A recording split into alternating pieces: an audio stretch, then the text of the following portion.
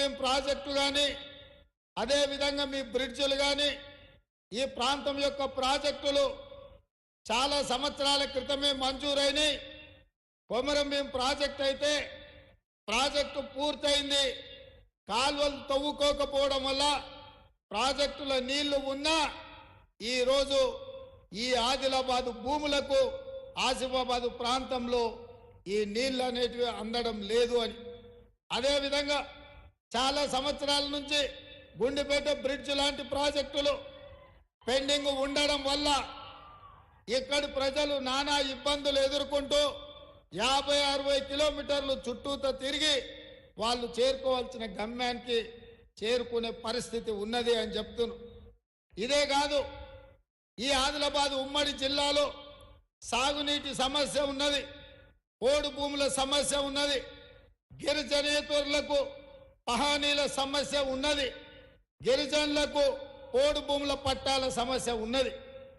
ఇవన్నీ సమస్యలు 10 సంవత్సరాలు తెలంగాణ రాష్ట్రంలో చంద్రశేఖరరావు గారు ఏ మాత్రం దృష్టి పెట్టకపోవడం, అదేవిధంగా ప్రాణహిత చేవెళ్లలో భాగంగా తుమ్మిడేటి దగ్గర బ్యారేజ్ కట్టి ఆదిలాబాద్కు దాదాపుగా 1.5 ఎకరాలకు నీళ్లు ఇచ్చే అవకాశం ఉండే, కానీ ఆ ప్రాజెక్టును కూడా పూర్తి చేయలే. ఈ ప్రాంతంలో చదువుకోవడానికి విద్యా ఉద్యోగ ఉపాధి అవకాశాలు 10 సంవత్సరాలు బీజేపీ కూడా చేయలే. పాపం కష్టపడి మీరందరూ కలిసి స్వయం బాబురావును బీజేపీ నుంచి ఎంపీగా గెలిపించారు. 10 సంవత్సరాలు స్వయం బాబురావు ప్రధానమంత్రి, హోంమంత్రి, ఇతర మంత్రుల దగ్గరికి వెళ్ళి మీ ఆదిలాబాద్ అభివృద్ధి కోసం ఎన్నిసార్లు కలిసినా ఎన్ని విజ్ఞప్తులు చేసినా మీ ప్రాంతానికి ఎలాంటి సహాయము అందించలేదు, మీ ప్రాంతానికి నిధులు ఇవ్వలేదు.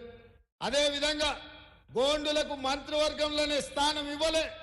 ఒకవేళ నిజంగానే ఆదివాసీల పట్ల, కొమరం భీం పట్ల, రామ్జీ గోండు పట్ల బీజేపీ నాయకులు గౌరవమే ఉంటే ఆనాడు జల్ జమీన్ జంగల్ పేరు మీద ఈ ఆదివాసీ బిడ్డల కోసం వీరోచితంగా పోరాటం చేసి నిజాంలకు వ్యతిరేకంగా తుపాకీ ఎక్కుపెట్టి పోరాటం చేసిన కొమరం భీం స్ఫూర్తిగా తెల్లదొరలు బ్రిటిషర్స్ ను తరిమిన రామ్జీ గోండు 1000 ఉర్ల మర్రి సాక్షిగా ఆదివాసీ బిడ్డలు ఈ అడవుల నుంచి పెత్తందారి వాళ్ళపై పోరాటాలు చేశారు.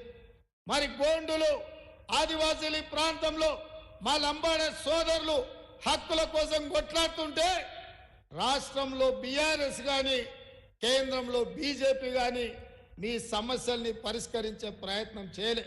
చివరికి రోజు అవమానించే విధంగా స్వయం బాబురావుకు ఇవాళ టికెట్ కూడా ఇవ్వకుండా స్వయం బాబురావును అవమానించిండు. ఇవాళ గూడెం నగేష్కి ఇచ్చిండు. ఎవరయ్యా? కేసీఆర్ దొర కాదు, అమిత్ షా దొర కాదు, గూడెం నగేష్ కూడా ఒక దొరనే. 11 అయితే గాని కిందికి దిగడు. పేదవాళ్ళు ఆదివాసీలు పోయి చేయి కలిపితే ఎంబడే చేతి దస్తి పెట్టి తూడ్చుకుంటాడు. ఇవాళ మీరు ఆలోచన చేయండి. అత్రం సక్కు గురించి ఇంకా నేను ఎక్కువ చెప్పాల్సిన పని లేదు. ఈ ప్రాంతం నుంచే కాంగ్రెస్ పార్టీ కార్యకర్తలు కష్టపడి గెలిపిస్తే ఎక్కడికి పోయిండో, ఏమి జరిగిందో మొన్నటి శాసనసభ ఎన్నికల్లోనే మీరందరూ చూసిండ్రు. కాబట్టి ఇవాళ జరుగుతున్న పరిణామాలు నేను ఒక్కటే మాట ఆదిలాబాద్ జిల్లా ఆడబిడ్డలకు చెప్పదలుచుకున్నా. ఇది 18వ పార్లమెంట్ ఎన్నికలు. 17 సార్లు ఇక్కడ ఎన్నికలు జరిగితే ఏ ఒక్కసారి ఏ పార్టీ ఆదిలాబాద్ పార్లమెంటు ఆడబిడ్డలకు టికెట్ ఇవ్వలే.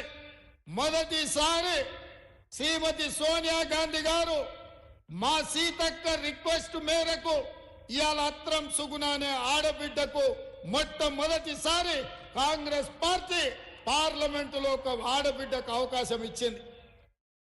మరి ఇక్కడ వేలాది మంది మా ఆడబిడ్డలు వచ్చిండ్రు అత్రం సుగుణని ఆశీర్వదించడానికి. మీరు ఆలోచన చేయండి.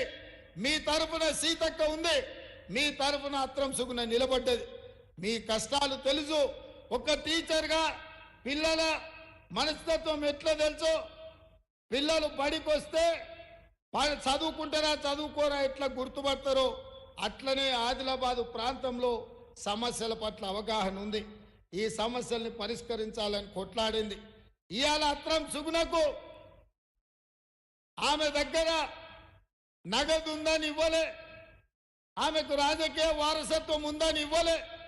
కేవలం చదువుకున్న ఆడబిడ్డ ఆదిలాబాద్ సమస్యల పట్ల అవగాహన ఉన్నది, మీ సమస్యల పట్ల కొట్లాడే తెగింపు పోరాటం ఉన్నది, మీ సమస్యల్ని పరిష్కరించే సత్తా ఉన్నది.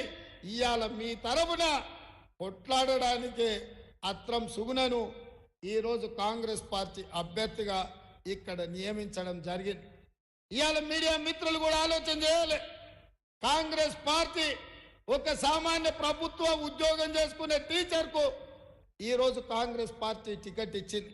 ఆనాడు ఖానాపూర్ నుంచి వెడుమ బొచ్చుకు టికెట్ ఇచ్చినాం.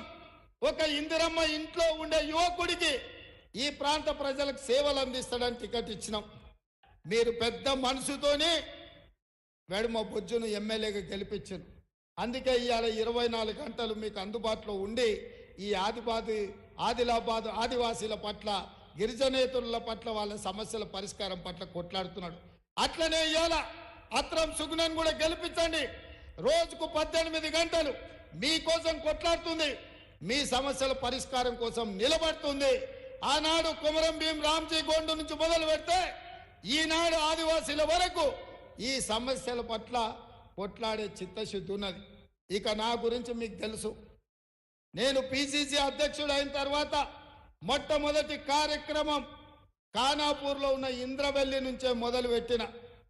నేను ముఖ్యమంత్రి అయిన ఎంబడే మొదటి సంతకం ఇంద్రవెల్లి అమరవీరుల స్తూపాన్ని పర్యాటక కేంద్రంగా స్థలం కేటాయించి కోట్ల రూపాయలు కేటాయించి అభివృద్ధికి నిధులు ఇచ్చిన.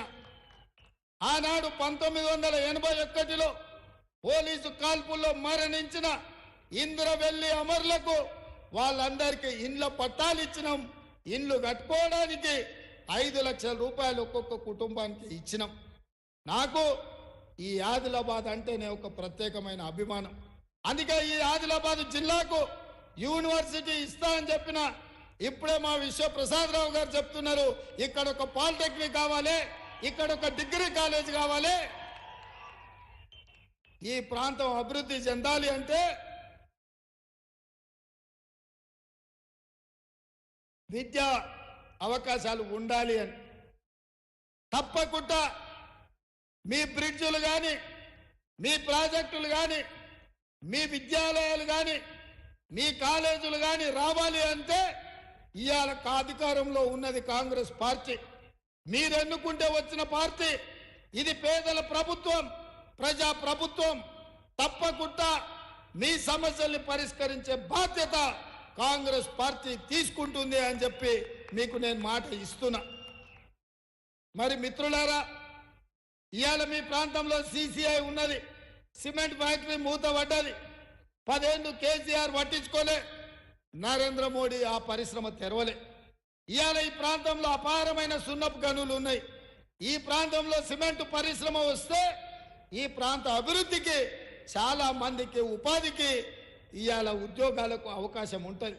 కాబట్టి ఇవాళ ఏ పార్టీ కూడా మీకేమి చేయలే. 10 సంవత్సరాలు కేంద్రంలో నరేంద్ర మోడీ అధికారంలో ఉన్నాడు, 10 సంవత్సరాలు రాష్ట్రంలో చంద్రశేఖరరావు అధికారంలో ఉన్నాడు. కానీ మన ఆదిలాబాద్కు చేసింది ఏమీ లేదు. కానీ అదే కాంగ్రెస్ పార్టీ అధికారంలోకి వచ్చిన మొదటి 100 రోజుల్లోనే అభివృద్ధి చేసి 6 గ్యారంటీలలో 5 గ్యారంటీలను అమలు చేసి మాట ఇచ్చిన పార్టీ, మాట తప్పని పార్టీగా ఇవాళ కాంగ్రెస్ పార్టీ మీ ముందు నిలబడ్డది. ముఖ్యంగా మిత్రులారా, మా ఆడబిడ్డలకు ఆర్టీసీ బస్సు ఉచిత ప్రయాణం. మా అక్కలీడ మా పెద్దమ్మలు ఉన్నారు. ఆర్టీసీలో ఎక్కడికైనా వెళ్ళండి, అమ్మగారింటికి వెళ్ళండి, అత్తగారింటికి వెళ్ళండి, లేకపోతే నాగోబా జాతరకు వెళ్ళండి, లేకపోతే భద్రాచలం రాముల వారి తలంబ్రాలకు వెళ్ళండి. ఎక్కడికి వెళ్ళినా ఈ ఆడబిడ్డలకు ఆర్టీసీలో ఉచితంగా బస్సు ప్రయాణం అందించింది మన ప్రభుత్వం. ఇదే కాదు, 500 రూపాయలకే సిలిండర్ ఇచ్చి కట్టెలపై కష్టాల నుంచి